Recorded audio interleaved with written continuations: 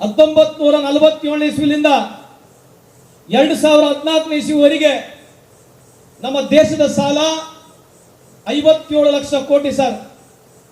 ಇವತ್ತು 2025 ಇಸ್ವಿಯಲ್ಲಿದ್ದೀವಿ. ಈ ದೇಶದ ಸಾಲ 210 ಲಕ್ಷ ಕೋಟಿಗೂ ಹೆಚ್ಚಿದೆ. ಇದ್ರ ಬಗ್ಗೆ ಬಿಜೆಪಿ ಅವರು ಮಾತನಾಡಂಗಿಲ್ಲ. ಯಾವ 27,000 ರೂಪಾಯಿ ಒಂದು ತೊಲೆ ಬಂಗಾರ ಇತ್ತು, ಇವತ್ತು 87,000 90,000 ರೂಪಾಯಿ ಹೋಗಿದೆ. ಯಾರು ದೇಶದಲ್ಲಿ ಪ್ರಶ್ನೆ ಮಾಡಂಗಿಲ್ಲ. 15 ಲಕ್ಷಕ್ಕೂ ಹೆಚ್ಚು ಕೋಟಿ ಈ ದೇಶದಲ್ಲಿ ಉದ್ಯಮಿದಾರರು ರೈಟ್ ಆಫ್ ಮಾಡಿದ್ದಾರೆ. ಇದ್ರ ಬಗ್ಗೆ ಯಾರು ಚರ್ಚೆ ಮಾಡಕ್ ಹೋಗುದಿಲ್ಲ.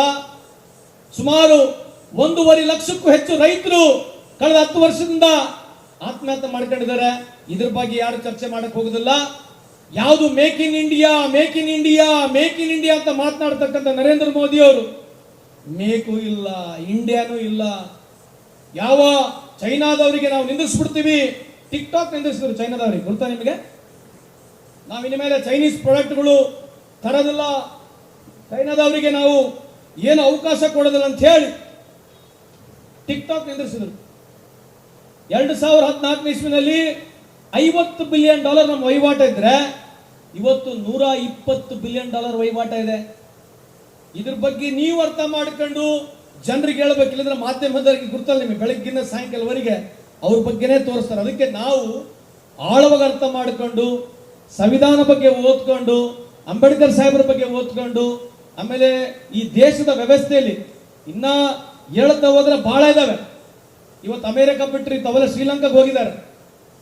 ಮೊನ್ನೆ ಬಾಂಗ್ಲಾದೇಶ ಇರ್ತಕ್ಕಂಥ ಪ್ರೈಮ್ ಮಿನಿಸ್ಟರು ಚೈನಾಗೆ ಹೋಗಿ ಒಳ ಒಪ್ಪಂದ ಮಾಡ್ಕೊಂಡು ಅಲ್ಲಿರ್ತಕ್ಕಂಥ ಡೀಪ್ ಸೀಕ್ನ ಟೆಕ್ನಾಲಜಿ ಅಲ್ಲಿ ಕೊಡಬೇಕು, ಮ್ಯಾನುಫ್ಯಾಕ್ಚರಿಂಗ್ ಚಾಲು ಆಗ್ಬೇಕಂತಕ್ಕಂಥ ಒಪ್ಪಂದಗಳು ಹೋಗಿ ಮಾತನಾಡಿದ ನಂತರ ಇವ್ರು ಎಚ್ಚರಿಕೆ ತಗೊಂಡು ಇವಾಗ ಬಾಂಗ್ಲಾದೇಶಕ್ಕೆ ಭೇಟಿ ಆಗ್ತಾ ಇದ್ದಾರೆ. ಚೈನಾದವರು ಸುಮಾರು ಶ್ರೀಲಂಕಾಕ್ಕೆ ಸುಮಾರು $6 ಬಿಲಿಯನ್ ಇವತ್ತು ಏಡಾ ಕೊಟ್ಟ ತಕ್ಷಣ ಇವತ್ತು ಇವರು ಶ್ರೀಲಂಕಾಗೆ ಹೋಗ್ತಾ ಇದ್ದಾರೆ. ಇದ್ರ ಬಗ್ಗೆ ಯಾಕೆ ಚರ್ಚೆ ಆಗ್ಬೇಕಂತಂದ್ರೆ ಈ ದೇಶದಲ್ಲಿ ಮಾಧ್ಯಮದವರಿಗೆ ನಾನು ಮನವಿ ಮಾಡಿಕೊಳ್ತಕ್ಕಂಥದ್ದು, ಇದೇನು ಬಿಜೆಪಿ ದೇಶ ಅಲ್ಲ, ಕಾಂಗ್ರೆಸ್ ದೇಶ ಅಲ್ಲ. ಈ ದೇಶ ನಮ್ಮೆಲ್ಲರದಾಗಿದೆ, ಯಾವ್ದು ಪೊಲಿಟಿಕಲ್ ಪಾರ್ಟಿ ದೇಶ ಆಗೋದಿಲ್ಲ.